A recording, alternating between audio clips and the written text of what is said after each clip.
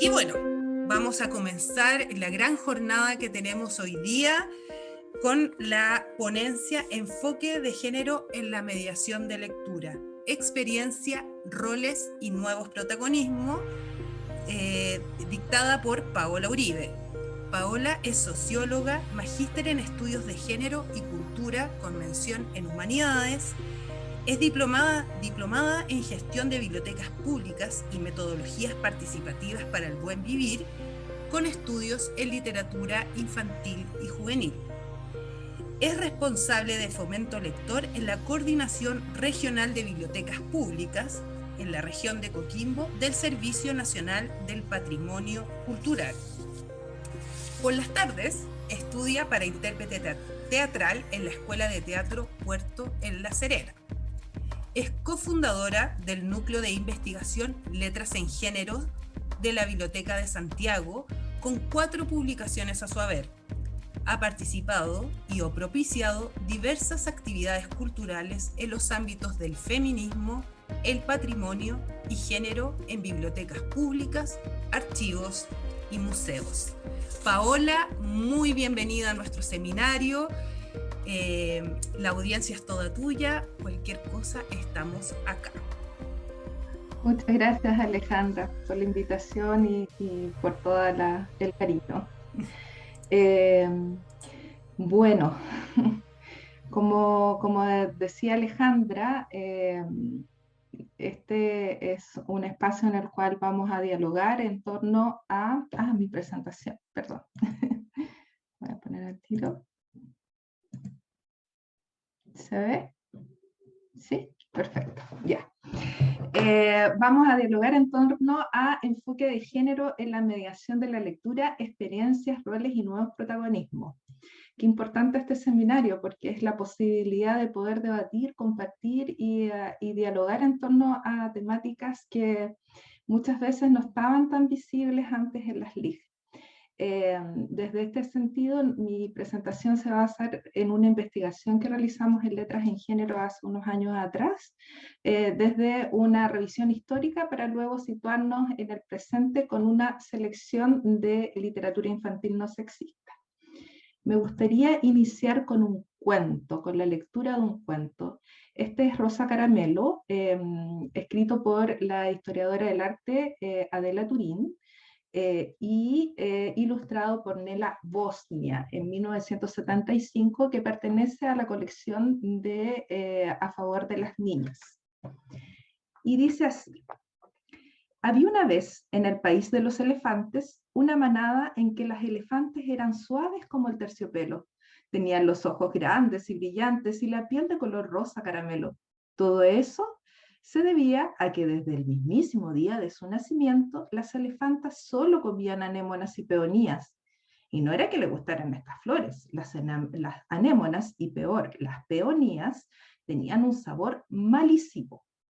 Pero eso sí, dan una piel suave y rosada y unos ojos grandes y brillantes. Las anémonas y las peonías crecían en un jardincito vallado. Las elefantitas vivían allí y se pasaban el día jugando, entre ellas y comiendo flores. Pequeñas, decían sus papás, tienen que comer todas las peonías y no dejar ni una sola anémona, o no serán tan suaves como sus mamás, ni tendrán los ojos grandes y brillantes, y cuando sean mayores, ningún guapo elefante querrá casarse con ustedes. Para volverse más rosas, las elefantitas llevaban zapatitos color de rosa, cuellos color de rosa y grandes lazos color de rosa en la punta del rabo. Desde su jardincito vallado, las elefantitas veían a sus hermanos y a sus primos, todos de un hermoso color gris elefante, que jugaban en la sabana, se comían las hierbas, se duchaban en el río, se revolcaban en el lodo y hacían siesta debajo de los árboles. Solo Margarita, entre todas las pequeñas elefantas, no se volvía ni un poquito rosa, por más anémonas y peonías que comiera. Eso ponía muy triste a su mamá y enojaba bastante al papá. Vamos, Margarita, le decían, ¿por qué sigues con ese horrible color gris que sienta tan mal a una elefantita? ¿Es que no te esfuerzas? ¿Es que eres una niña rebelde? Mucho cuidado, Margarita, porque si sigues así, no llegarás a ser nunca una hermosa elefanta. Y Margarita, cada vez más gris, mordisqueaba unas cuantas anémonas y unas pocas peonías, para que sus papás estuvieran contentos. Pero pasó el tiempo y Margarita no se volvió ni un poquito rosa. Su papá y su mamá perdieron poco a poco la esperanza de verla convertida en una elefanta guapa y suave, de ojos grandes y brillantes, y decidieron dejarla en paz. Y un buen día, Margarita feliz salió del jardín vallado, se quitó los zapatitos, el cuello, el lazo color de rosa y se fue a jugar sobre la hierba alta, entre los árboles de los frutos exquisitos y el charco de barro.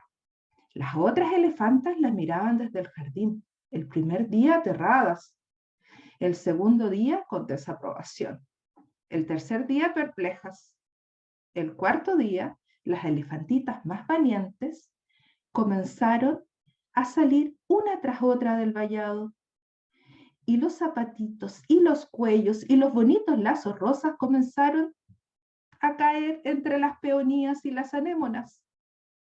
Después de haber jugado en la hierba, de haber probado los riquísimos frutos y de haber comido a la sombra de grandes árboles, ni una sola elefantita quiso volver nunca jamás a llevar zapatitos, ni comer peonías o anémonas, ni a vivir dentro de un jardín vallado. Y desde aquel entonces es muy difícil saber, viendo jugar a los pequeños elefantes de la manada, cuáles son elefantes y cuáles son elefantas. Se parecen tanto.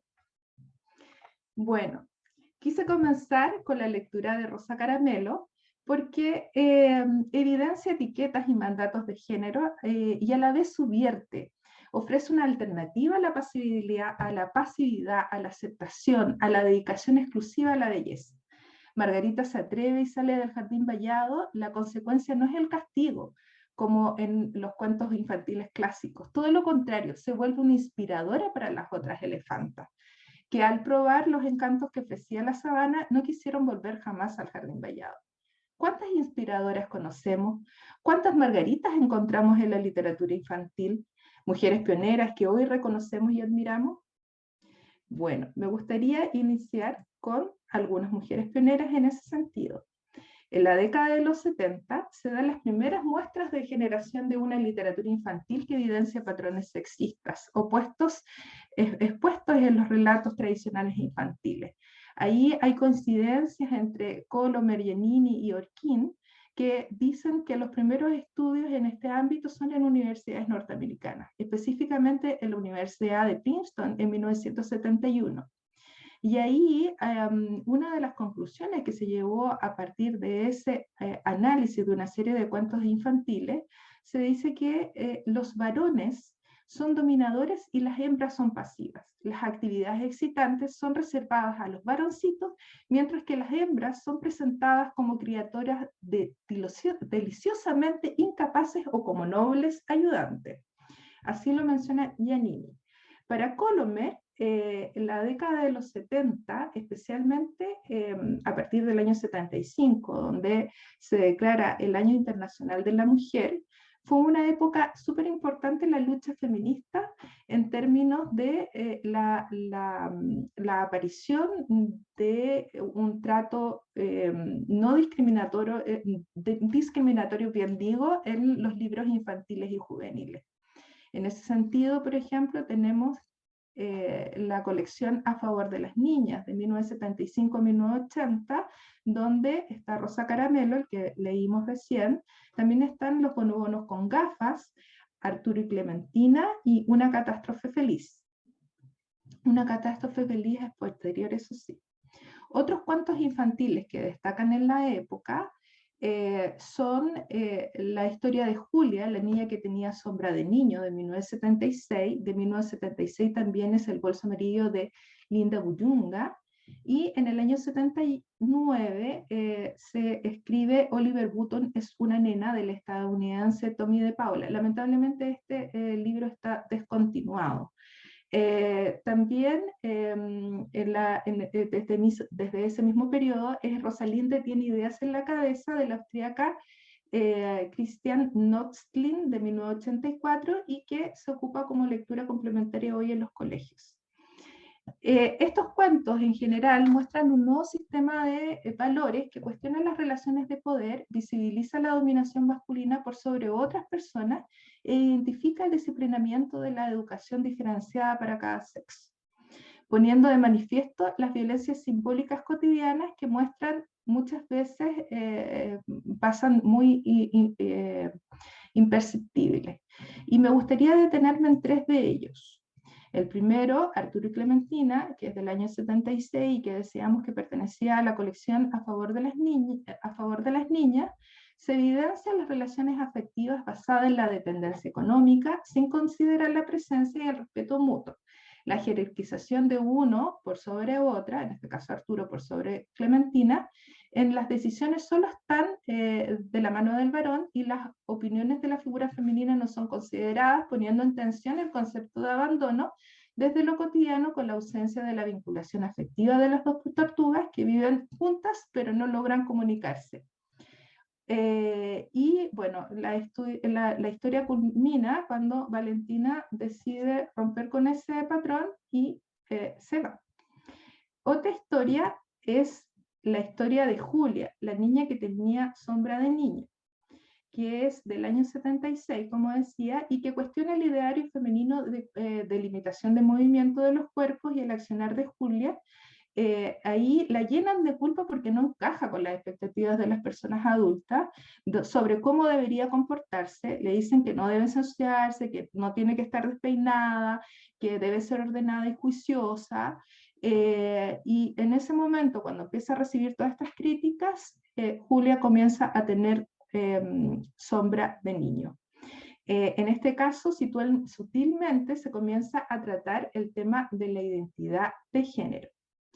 Otra historia es El libro de los cerdos. Esta ya es más contemporánea, es de los años 80, el año 86, de Anthony Brown, en donde se presenta el esquema de conductas de una familia nuclear de clase media compuesta por 4 personas, donde todas las responsabilidades recaen en la madre, y el padre y los 2 hijos varones descansan en el cuidado de ella. O sea, es súper sintomática la imagen de la portada, como tiene el peso de la familia en sus hombros.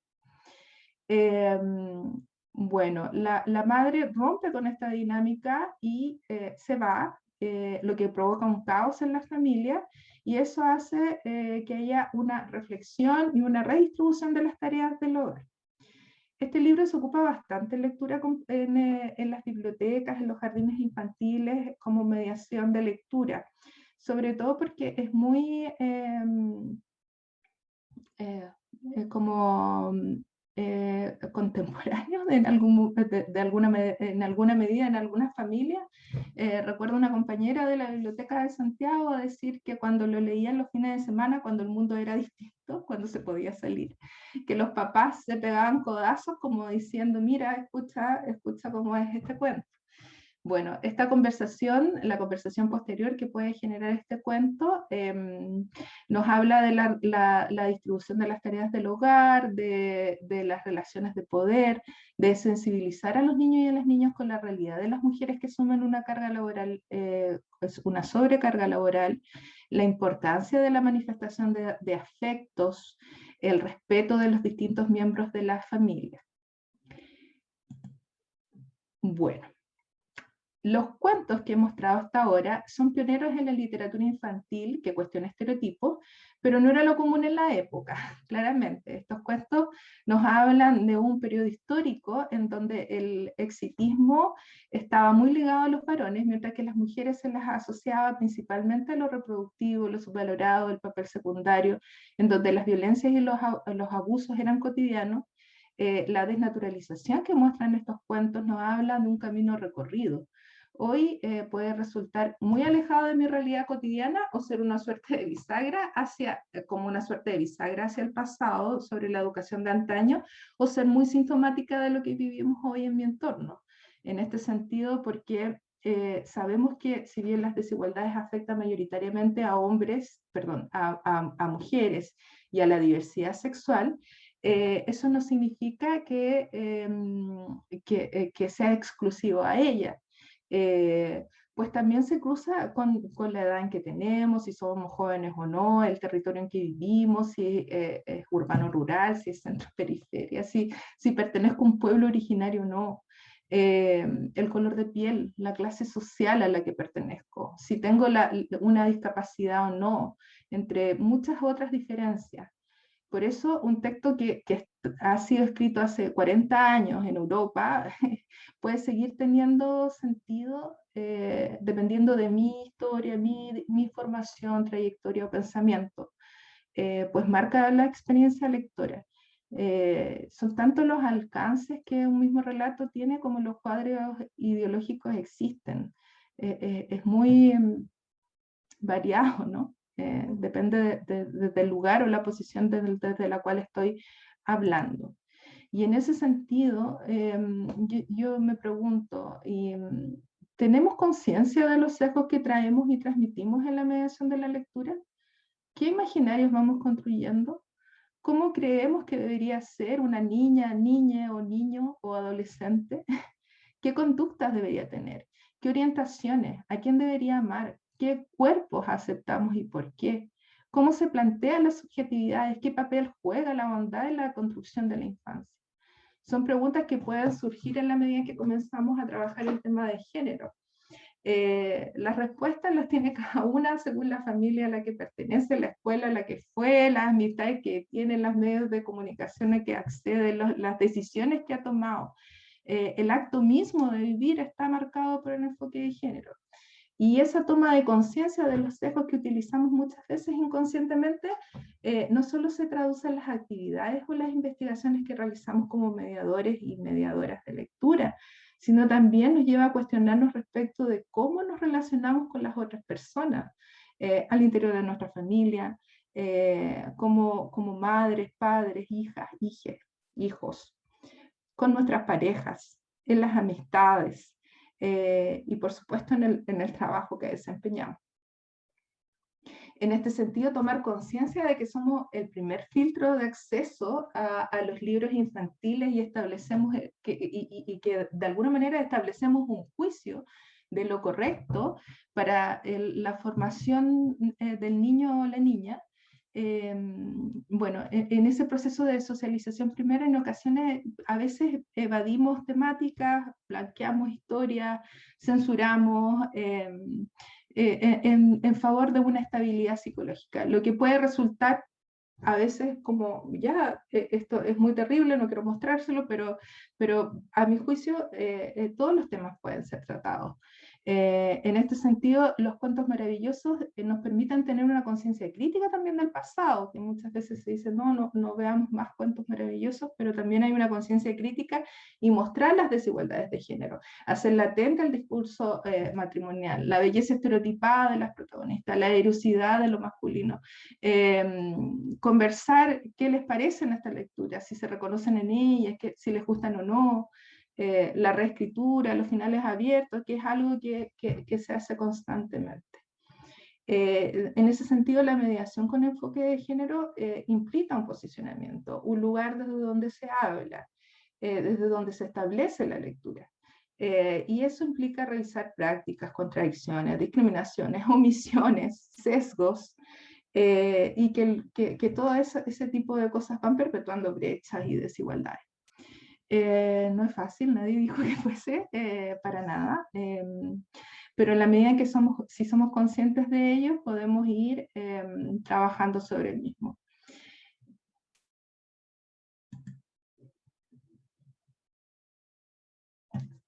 En la década de los 90, Adela Turín, que es una de estas mujeres pioneras que trabajaron y que pavimentaron el camino, en los cuentos Siguen Contando, analiza un corpus de textos ilustrados destinados a la educación inicial, publicados de manera simultánea en Francia y España, y a través de él los símbolos asociados a las imágenes, las lecturas de las ilustraciones, muestran lo femenino ligado a lo pasivo, como las madres sirvientas, las niñas víctimas aleccionadas para permanecer en lo privado, mientras el papel activo se lo llevan los varones. Las mujeres o son ligadas a trabajos domésticos, o bien es la secretaria sexy o la arpía. No se muestran variedad de profesiones u oficios. El mensaje es de segregación social y laboral de las niñas, que las encasillan en funciones de cuidado de otros.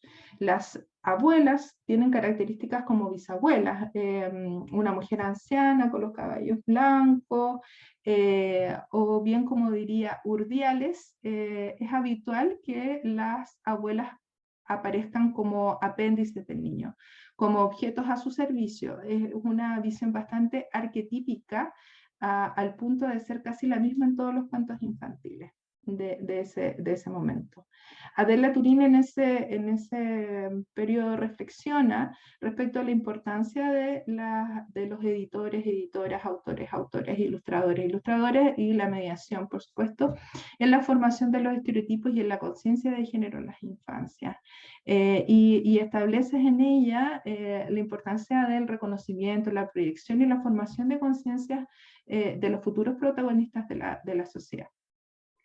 Y en ese sentido la responsabilidad es una responsabilidad social, mucho más abierta y plural en ese sentido, en la medida en que podemos construir cuentos infantiles que ofrezcan otros imaginarios. Ahí Camila habló bastante de eso ayer, con variabilidad de profesiones, historias con otros protagonismos no habituales, da muchas otras posibilidades. ¿Qué pasaba en Chile antes del 2015? Bueno, antes del 2015 en Chile, una experiencia del CERNAM, el Servicio Nacional de la Mujer de aquel entonces, en el año 2007, crea una colección que se llama Contemos Nuevos Cuentos, con 4 títulos infantiles. Ahí aparece La Corona de la Princesa, Mi Amiga del Planeta Azul, Los Futbolistas de los Sábados, El Gran Paso de Sara, la que fue distribuida en jardines infantiles Junji Integra y en las bibliotecas públicas de todo el país. Otra iniciativa que me gustaría destacar es este libro de cuentos de acá, que es fruto del primer concurso de cuentos Colorada, Ya no quiero ser una hada, que fue propiciado por Feministas Tramando, y su objetivo era subvertir los roles de género y construir una alternativa literaria para padres y madres que buscan historias diferentes para sus hijos e hijas. El 2010. Letras en Género, que está acá, que es el Letras en Género 2, estudio de prácticas lectoras y fomento lector con niños y niñas. Presenta una invitación para poner en perspectiva las prácticas de fomento de la lectura y escritura con niñas y niños, a partir de la observación de un trabajo que se hizo en la sala infantil de la Biblioteca de Santiago. Se examinaron sus colecciones y un equipo interdisciplinario lo que hizo fue observar la animación lectora, revisar los cuentos y entrevistar a mediadores de lectura de la región metropolitana que contaban con rincones infantiles. Y tiene algunas propuestas de trabajo en él. Nicolás tiene 2 papás del año 2014, no hace mucho, 7 años atrás. Fue realizado por el Movimiento Integral y de Liberación Homosexual Móvil, que tuvo el respaldo financiero de la Unión Europea y fue distribuido por las bibliotecas públicas y los jardines infantiles Junji. Es considerado el primer cuento infantil, infantil que toca la temática de la familia homoparental en Chile y la diversidad sexual, y causó mucha polémica, tanto que llegó hasta la Corte de Valparaíso. Y han pasado solo 7 años. Como que se ve como tan lejana esa situación de prohibición, y no ha pasado tanto tiempo. En los últimos años, la proliferación de nuevos protagonismos con niñas activas, valientes, que rescatan y no esperan ser rescatadas, niños que expresan otras emociones, no solo la rabia, que se muestran vulnerables y salen a relucir temas como el respeto a las diferencias físicas, sexual, emocional, se reescriben cuentos clásicos con otras alternativas de finales, una nueva generación de historias que responden a las demandas de un movimiento social que tensiona y pone en discusión las formas en las que se han instalado hasta ahora las creencias, de modo a avanzar hacia una sociedad más equitativa. Y vemos una gran cantidad de títulos en donde la diversidad de las biografías de hombres y mujeres que se desempeñan en distintos campos del conocimiento, ya sean políticas, escritoras, activistas, exploradoras, aviadoras, doctoras, entre otras tantas profesiones y oficios que aparecen estas historias, nos muestran personas reales que marcan precedentes en distintas especialidades y que permiten ser conocidas por niños y niñas, ofreciendo distintas posibilidades de ser en la adultez, además de otros imaginarios posibles y autonomía económica, digamos los dos, porque presenta una diversidad de posibilidades de elección.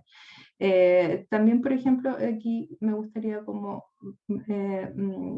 mencionar Las chicas son de ciencia, 25 científicas que cambiaron el mundo, en donde no solo el hecho de conocer las científicas abre posibilidades de vida, o sea, más allá de que exista Rosalind Franklin, sino que también, que descubrió el ADN, sino que también hay otras atrás.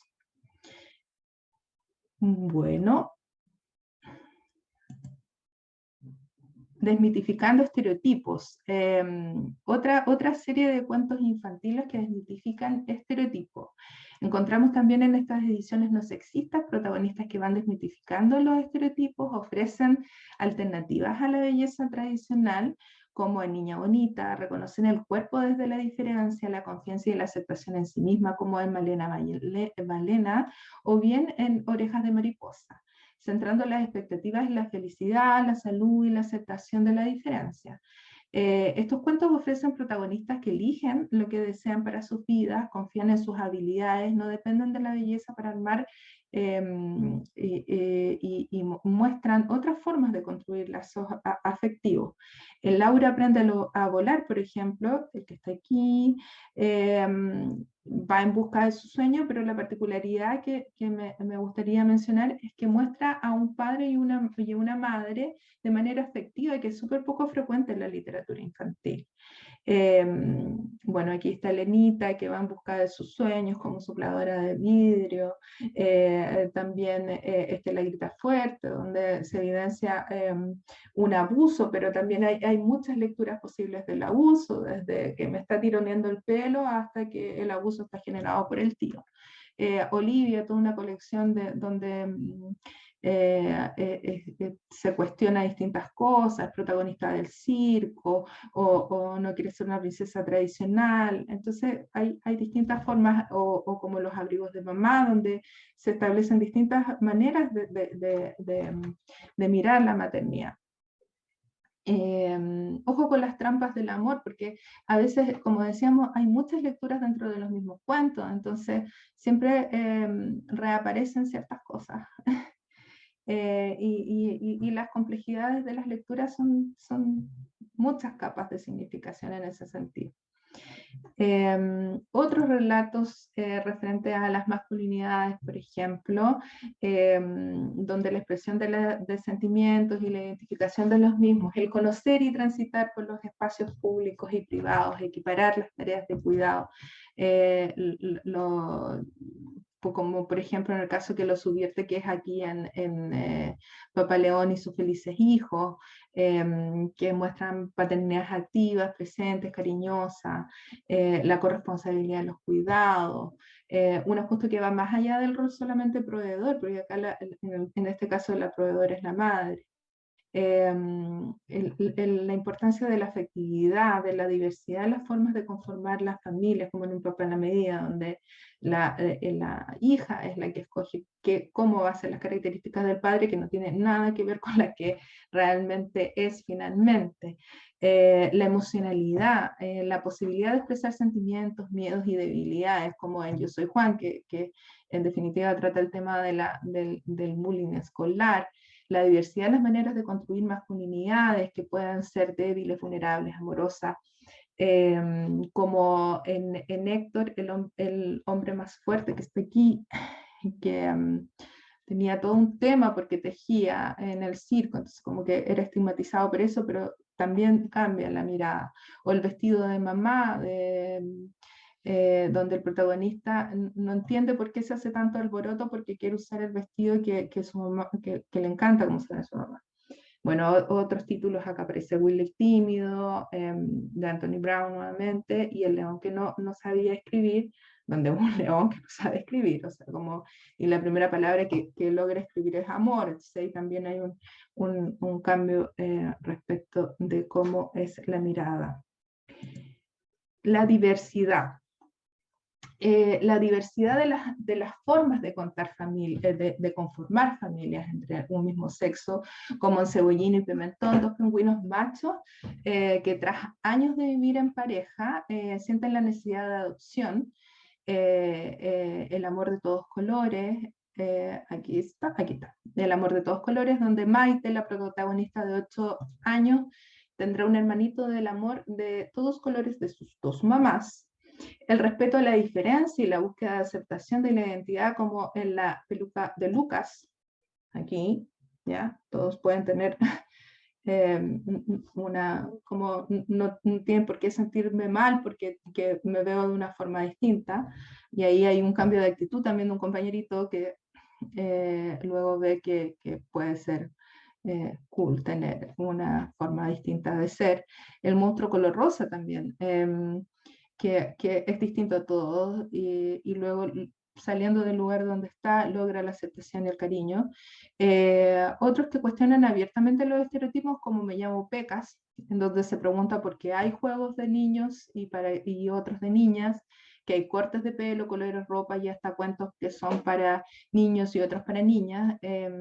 Historias autobiográficas como El Príncipe Carolina o Yo Soy Jazz, acá, donde la protagonista es una niña transgénero que busca la aceptación de su familia, el colegio y las amistades, dejando un mensaje de ser quienes verdaderamente son y en el fondo como el centro de la felicidad.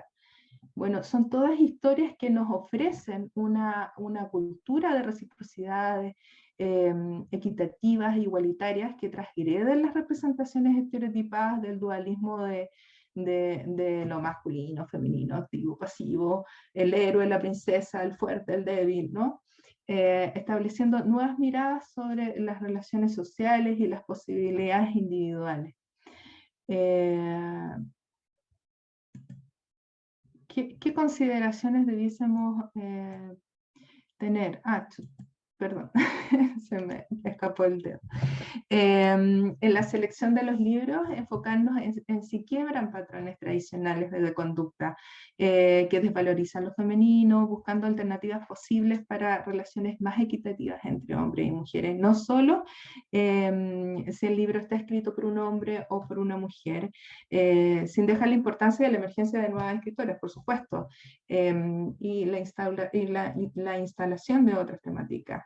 Los procesos de conversación que se puedan dar, el respeto de la diversidad, las ideas que si un tema nos molesta, ¿por qué? ¿Por qué nos provoca ese malestar? Perder el miedo a dialogar, ¿no?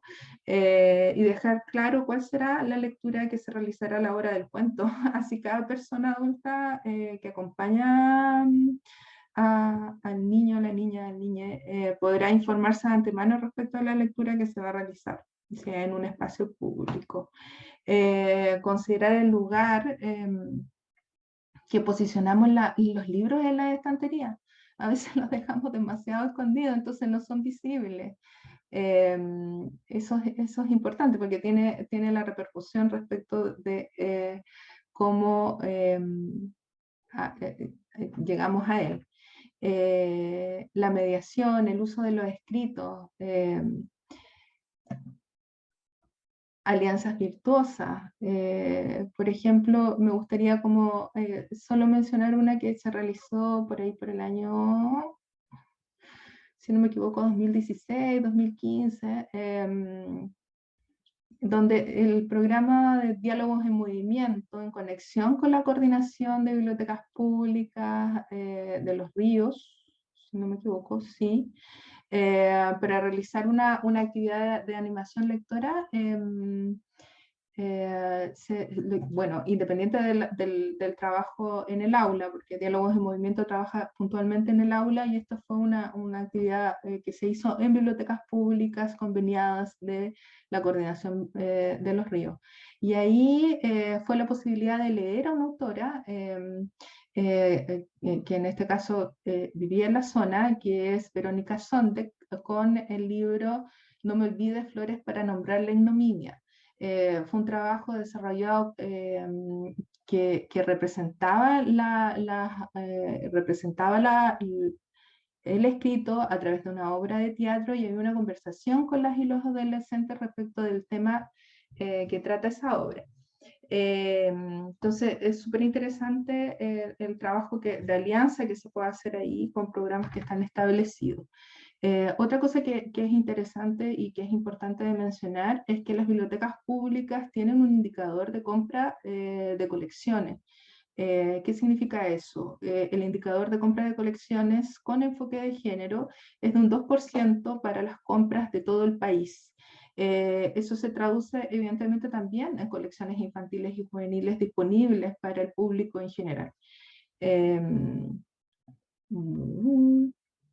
Ya, qué bueno, lo logré con el tiempo. Ya, para finalizar, solo comentarles que la búsqueda de equidad e igualdad plena de derechos sociales, culturales, políticos y económicos entre los sexos no solo tiene alcance sobre el futuro, sino también en el presente, con infancias más libres que garanticen su integridad, seguridad, certidumbre, al tensionar aquello que evidenciamos o que antes no veíamos, ¿no? Son pequeños actos cotidianos los que marcan realmente la diferencia.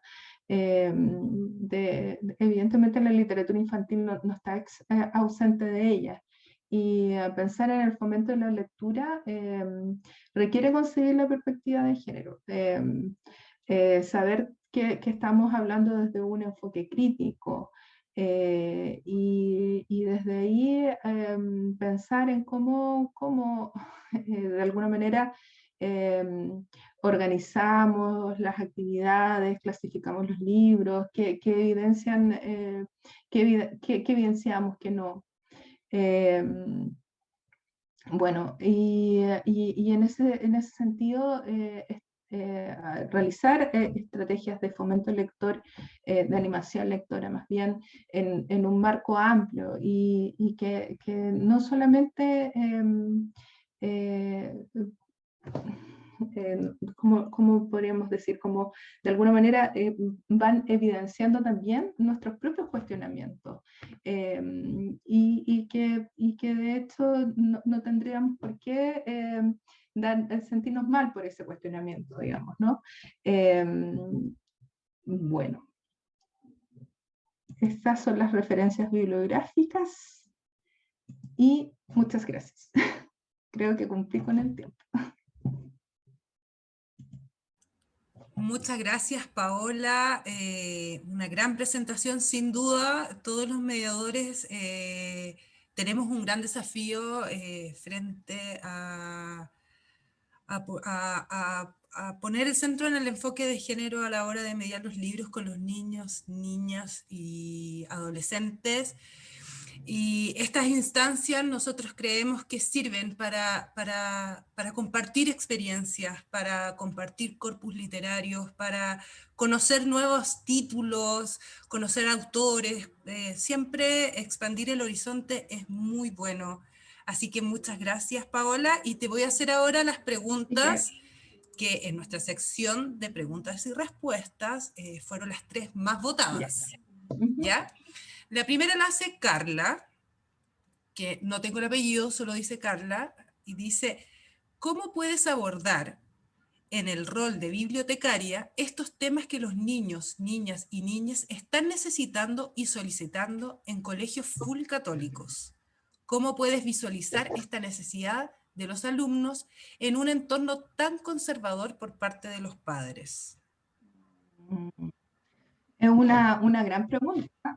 De hecho, porque en el fondo también los espacios en los cuales se establecen esos marcos conceptuales están determinados por quienes van a esos lugares específicamente. Entonces, claro, las alternativas están presentes. Ahora, ¿cuál es el trabajo que hacen las bibliotecas públicas? Es mostrar que existen estos cuentos infantiles. Ahora, quizás yo no podría intervenir directamente en un colegio católico, más decirle, mira, existen estas alternativas y vivimos en una sociedad que está en permanente cambio, pero la posibilidad es desde las mismas direcciones de ese establecimiento el determinar cuáles son las formas de incorporación de su listado, ¿no? De títulos. Y eso es lo complejo, porque en el fondo, si existe una directriz que es transversal en términos de educación, que de alguna manera está desde lo que llaman el PMG de género, que son los programas de mejoramiento de gestión que cruzan los distintos ministerios. Y ahí podría ser como establecer ciertas cuotas, pero hay autonomía, y ahí ese es el cuento, y la dificultad propiamente tal. Muchas gracias, Paola. La segunda pregunta la hace Diego Cepeda. Dice, hola Paola, primero agradecer tu ponencia. Considerando el contexto de estudiantes de enseñanza media de estrato socioeconómico vulnerable, ¿cómo podemos reivindicar los roles que parecen estar casi predeterminados en ellos y heredados de familias con roles tradicionales marcados? ¿Cómo despertamos el interés en la búsqueda y descubrimiento de los roles positivos? Positivos, pone. Mm, mm, mm. Sí, claro. Igual ahí, porque evidentemente el lugar en que ocupamos va marcando también las experiencias. Hace un tiempo hacía el ejemplo de que quizás desde el centro se puede ver mal un operativo de belleza, porque como que reproduce estereotipos y todo lo demás. Si lo pensamos desde el lugar de la exclusión de una mujer que no ha permanecido como en una zona rural y que eso significa un bienestar personal, tiene distintas lecturas. Ahora vuelvo a lo del colegio. ¿Qué pasa, por ejemplo, en el caso estoy viendo los roles tradicionales puestos en mi realidad, en mi casa, porque me dicen que eso no son los posibles, en definitiva, que me han llenado, como que me han cubierto de amor. Y ahí yo diría que más bien tiene que ver cómo enfrentamos la valoración de los distintos espacios. Y ahí el lugar de la conversación es súper importante. La valoración de los distintos espacios de los femeninos, por ejemplo. La valoración de las recetas de cocina, la valoración que tiene ese rescate de las historias de las ancestras, empezar a conversar, a pedir a los chicos y a las chicas que vean las figuras femeninas importantes, cómo han ido como construyendo en su propia historia, porque a veces está muy marcado lo masculino, ¿no? Dentro de las historias, pero ¿cómo rescatamos, cómo resaltamos ciertas situaciones? Entonces, yo creo que por ahí va, como por la reflexión conjunta, el cuestionar y el por qué sí y el por qué no. Porque en el fondo, cuando hay una situación de incomodidad que refuerza estereotipos misógenos, no sé, como homo o lesbo o transfóbicos, también hay una serie de discursos que están respaldados en eso. Y el ponerlo en tensión, el conversar y el sacarlo a la luz nos puede ir resignificando aquello. Súper, muchas gracias. Y finalmente tenemos la pregunta de Elisa Echeverría, que nos dice, ¿algunos de estos libros sirven para mediar el tema de la transexualidad o de género no binario? ¿O están más enfocados en la representación de niñas? Mi nombre es Jazz, mi nombre es Jazz, habla sobre una niña transgénero. Y de hecho está escrito por la misma chica que hoy es una adolescente, o sea, tengo no sé cuántos años tendrá, pero es una adolescente. Y sí, sí hay una proliferación de cuentos infantiles que hablan sobre la transexualidad, que igual es importante, porque en el fondo a veces se ve solo como desde la mirada femenina, y es como van habiendo géneros más fluidos. Pasa mucho también que, por ejemplo, El Príncipe Carolina es um, de una editorial cartonera, me costó decirlo. Entonces también es cómo salen de otras alternativas posibles, no solamente de las editoriales que son las más masivas, ¿no? Bueno, esa era, sin duda van a quedar muchas preguntas por responder, muchas dudas en nuestras cabezas. Esta ponencia igual va a estar disponible después para que la puedan ver nuevamente y quedemos en contacto. Yo sé que deben haber quedado muchas dudas, quedaron muchas preguntas sin responder también, pero bueno, en honor al tiempo, el seminario pretende abrir estos espacios. Nosotros queremos abrir estos espacios de conversaciones para que ustedes puedan seguir investigando, puedan seguir cuestionándose y puedan seguir poniendo el enfoque de género en las actividades que hacen. Nuevamente, muchas gracias.